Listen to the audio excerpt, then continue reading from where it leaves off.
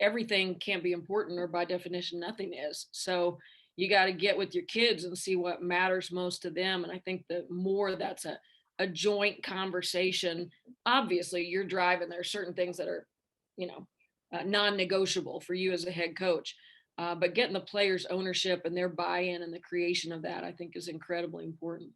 I agree, because players have more ownership in things than they've ever had. And, players get to make a lot of decisions now, it's different. And so I think if you don't give them they have a voice, if you don't give them a voice, I think you're missing the boat a little bit. So. No question. And I think it's crazy for us to think that they can have a say in everything except the things that are the most important. I mean, come Yeah. on. That's where we need their buy-in most. So this is a Dr. Gilbert thing, but if all your players close their eyes and you turn 360s and you said, I want everybody to point to true north, well, they're going to all point a bunch of different directions. Mm-hmm. So core values are what allow us to all point the same direction. So can you give us, just because we want to know, some core values, like specific? Did y'all have 4 or 5? Can you kind of give us what y'all's really were? Well, I think that's a beautiful example.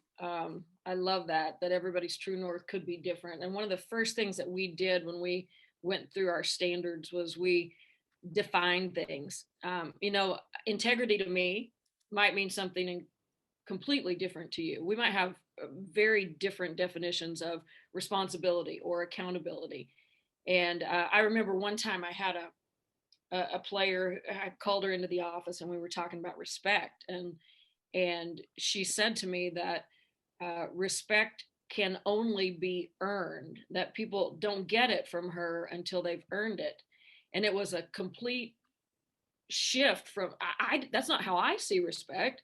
I see respect as everybody deserves it until perhaps they don't, but it's sort of a given that I respect other human beings. And it was clear to me in that conversation that we were starting from completely different blocks. And that was like one of those aha moments when it's like, yeah, we need to define these words. If we say we are accountable, and that's what we had, a list of 10 standards: we are accountable, we are responsible, we are disciplined, etc. And we would take that word, whatever that word is, discipline. What does discipline mean to you?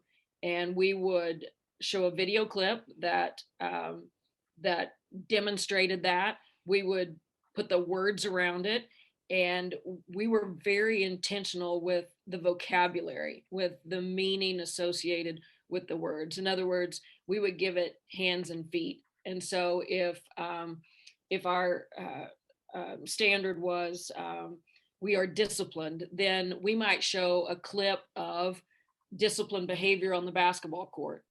Okay, so not fouling a shooter. It might be hustling down a loose ball, and the discipline of going all the way, playing all the way through the line, going all the way through.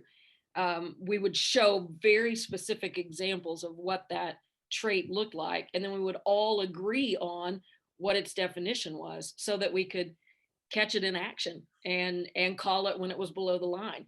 If your lines are all at different places, it's really hard to have above the line behavior or below the line behavior. So you have to all be in agreement on where the line is.